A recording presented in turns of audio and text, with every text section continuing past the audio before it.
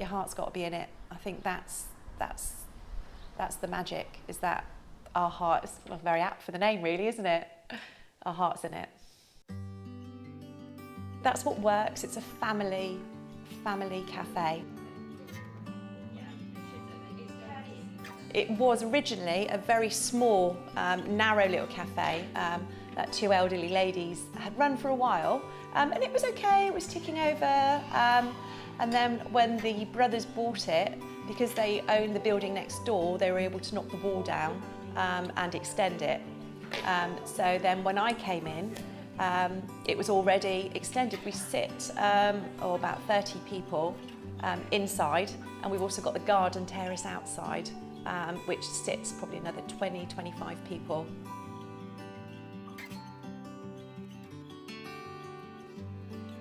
I came in thinking, tell me how this works, tell me how to make it better. So I've been going 4 years now, and I love it. I love it. I love the team. I've got Gina as my right-hand woman. I've got Nikki Blair, who's my left-hand woman, and I've got the rest of the team. I've got a team now of 20 people, believe it or not, work here, including my family. My husband David, who is just my rock. He is the wing beneath my wings. He helped talk me into taking this on. I think he knew that I would enjoy it. Max, my lad, he's now 15. He was only 12 when I took it on. Belle is my daughter. She was a bit young to start when I took it on. She's 15 now, so she would have been 11. But now she loves it. She's a pot wash, only when the surf's not up. When the surf's up and the sun's shining, she's a surfer.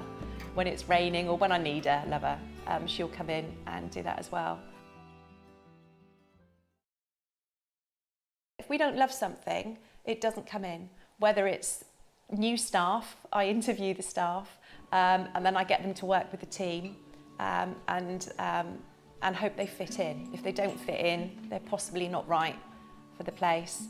The food, if we don't like the food, it doesn't come in. We all get to taste test it. We did a lot of taste testing for the sausages.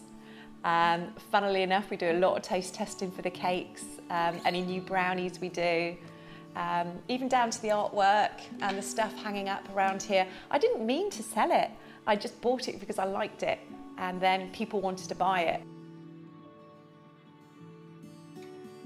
I'm Gina and I'm the manager at Heart's Kitchen. When Jo came in, she just brought another dimension to it. For one, she made things happen. So if things weren't working, she got them fixed. David was amazing, could fix anything, and that made a difference to how we all felt. At the beginning, we led her because she had come into a business she'd never run before, but now she's the leader. She leads us, and she knows what she wants, so she's quite focused in her idea of how the cafe should run. She always listened to everything we had to say, so any ideas weren't ever sort of left on deaf ears. She made things happen. I truly believe that a good business is only run by the people that are in it, but it's how you treat those people that make it run well. We do work hard, but she also lets us play hard. So twice a year she'll organise a staff event, whether it be down the beach, on a boat. We've had some really fun things to do, and that's just nice. It's her way of saying thank you.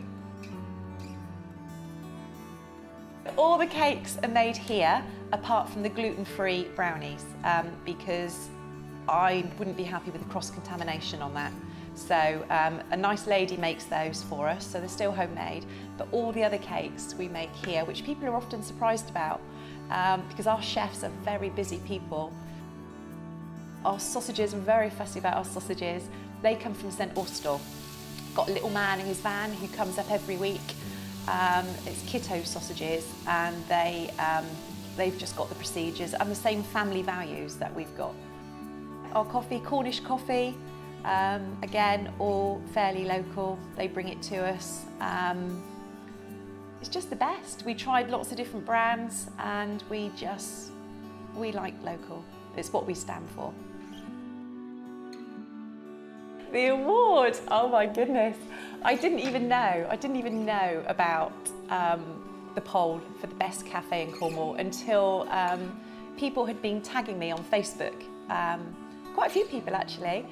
When I went to see what it was all about, I saw that the customers had started to vote for us as the best cafe in Cornwall. And I had a little moment and I thought, oh no, don't be so silly.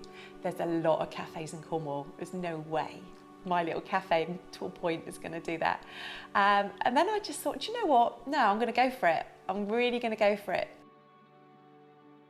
When they eventually released the results of the vote on the Monday, we were dancing. We just couldn't believe it. Our customers are just the best customers.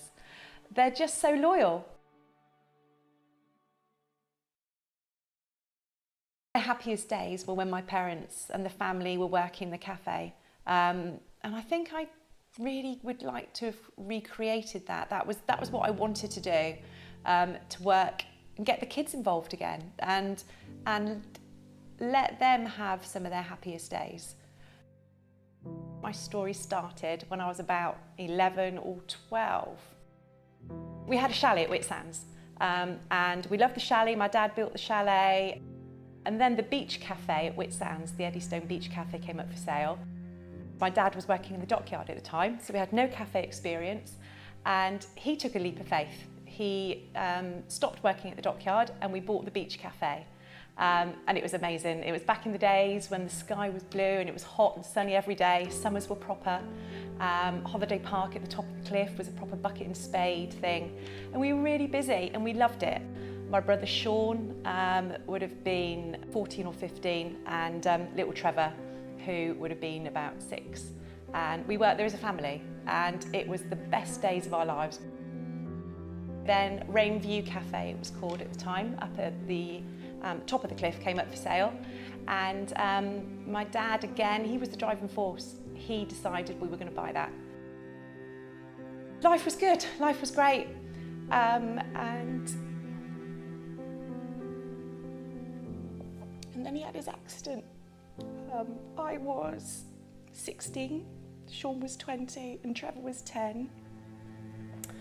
And oh, it was so stupid. He was going back to Exeter and he had a cooker on the roof of his car.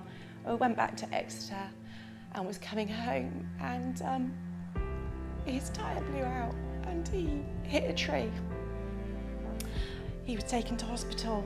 This was in October, and then he died a week before Christmas. The family fell apart, really. So my mum, I still don't think she's ever really recovered, because her and my dad were just such a great team. He was the go-getter and she was just like, oh, Joe, really, another cafe? So when he had his accident, we were all broken, but she was in bits. But she was really strong. She kept the cafe, she kept Rainview Cafe going for as long as she could. But every time people asked for my dad, she just broke that bit more. So as strong as she was, she just couldn't do it either. My brothers obviously bought more and more of Torpoint, and eventually they bought this place, which a bit strange. I think for them, a cafe reminded them of Dad, really, a bit full circle, but they were rubbish. They're not baristas, they are boat builders, they are builders, so they kept haranguing me, is probably the word I would use, to take it over. And I said no. I said no for quite a while because I was really happy in my job. And the only reason I could think I did do it eventually, other than getting on my nerves, was because I just had probably a couple of bad weeks at work, and I just thought, oh, do you know what? Right, I'm going to do it.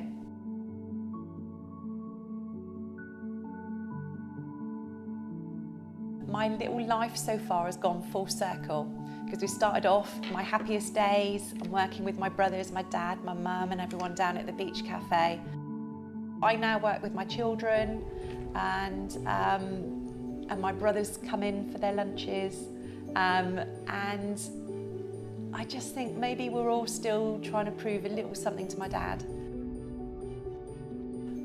My dad just is there. He's just there. He's, yeah, little guiding light.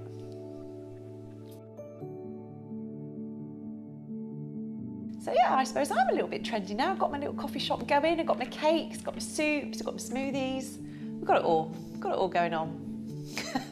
Living the dream. Living the dream. I am living the dream. You can definitely tell the quality of a place by its sausage. That's in the video.